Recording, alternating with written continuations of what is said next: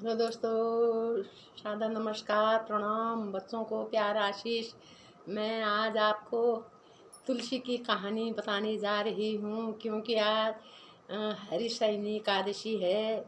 इस दिन भगवान विष्णु अपनी निद्रा में पाताल लोक जाते हैं। और मेरी कहानी सुनिए। तुलसी का नाम वृंदा था।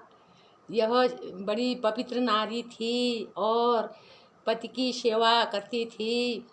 इसका पति महा राक्षस कुल में पैदा हुआ था। इसका नाम जलंधर था। वृंदा विष्णु भगवान की भक्ति करती थी। इसका पति वृंदा के भक्ति के प्रभाव से बहुत बलवान था।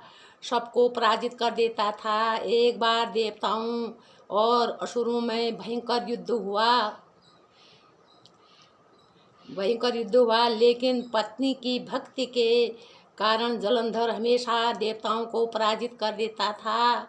देवता हारमान हो गए। वह श्री हरि विष्णु के पास गए और कोई युक्ति सोचने को कहा। भगवान विष्णु तो अनेकों रूप धारण करने वाले थे ही। उन्होंने खुद जलंधर का रूप धारण कर वे सीधे वृंदा के पास चले गए।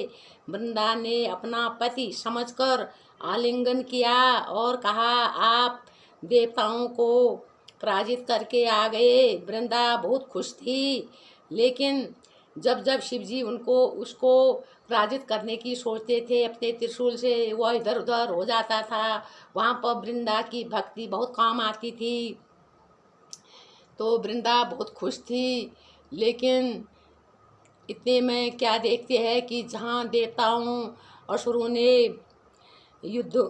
में युद्ध हुआ था, वहाँ शिवजी ने अपने त्रिशूल से स्वयं जलंधर को मार गिराया और जलंधर का सिर खुद वृंदा के कोख में जा गिरा। अब वृंदा को गोद में जा गिरा। अब वृंदा को भ्रमित हुआ कि ये सिर तो मेरे पति का है, लेकिन ये मेरे सामने पति के रूप में कौन है। तब श्री विष्णु भगवान को झूठ बोलना पड़ा कि देवी, मैंने ही तुम्हारे पति का रूप धारण किया था।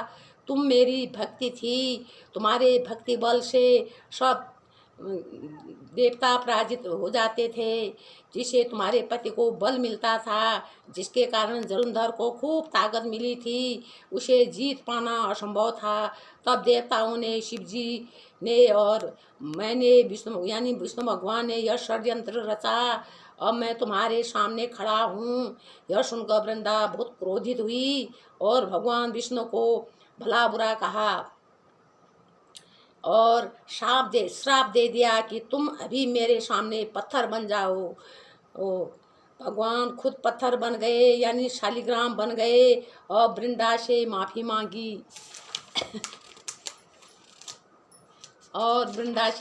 मांगी और भगवान ने कहा कि जब तुलसी एकादशी का पर्व होगा, कार्तिक मास में द्वादशी के दिन तेरे केशों से तुलसी उगेगी और मैं पत्थर के रूप में शालिग्राम से तुम्हारी और मेरी शादी होगी।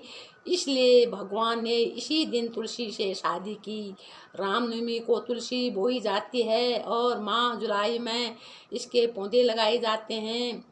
रामनवमी 4 महीने तक घी का दिया जलाया जाता है। इसको हरिबोधिनी एकादशी कहा जाता है। फिर कार्तिक मास में भगवान विष्णु और तुलसी की शादी की जाती है। चूड़ी, चरेऊ, बिंदी, सुनरी, अक्षत, पिठा, भेंट आदि अच्छे अच्छे पकवान चढ़ाए जाते हैं।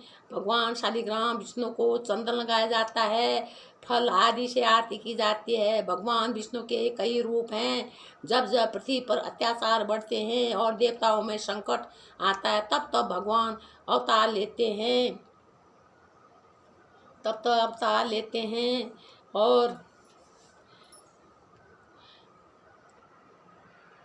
भगवान ने कई अवतार लिए और भगवान के 24 अवतार हुए हैं। ऐसे ही मेरे हरि विष्णु दुख दूर करने वाले, गरीबों की सहायता करने वाले, सबकी पुकार सुनने वाले, सुदामा के प्रिय सखा, गोपियों को नचाने वाले, गाय चराने वाले, ग्वालों के सखा, द्रौपदी की लाज बचाने वाले, काली नाग को नचाने वाले, भस्मासुर को मारने वाले, यशोदा माँ को छलने वाले, दही माखन को चोरी करके खाने वाले, पूतना राक्षसी का विषपान करने वाले, ध्रुव और प्रहलाद की रक्षा करने वाले, अनेकों उन्होंने कार्य किए। भगवान को मैं को मैं बारंबार प्रणाम करती हूँ। सुबह शाम भगवान का नाम लेना चाहिए। भक्तजनों, भगवान विष्णु श्री हरि 4 माह के लिए पाताल लोक चले जाते हैं और भूलोक पृथ्वी लोक का कार्यभार स्वयं शिव जी को सौंपते हैं। तब श्रावण मास में भगवान शिव जी की पूजा की जाती है।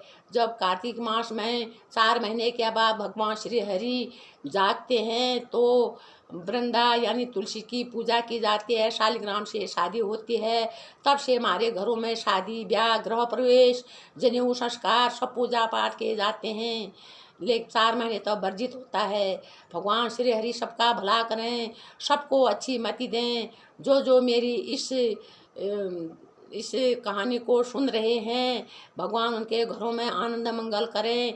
भगवान विष्णु के 24 अवतार हैं, जिसमें भगवान विष्णु ने 24 अवतार लिए। कश्यप अवतार, वराह अवतार, वामन अवतार, नरसिंह अवतार, परशुराम अवतार, बुद्ध अवतार, मोहिनी अवतार, मत्स्य अवतार, ऐसे 24 अवतार लिए हैं भगवान श्री हरि विष्णु।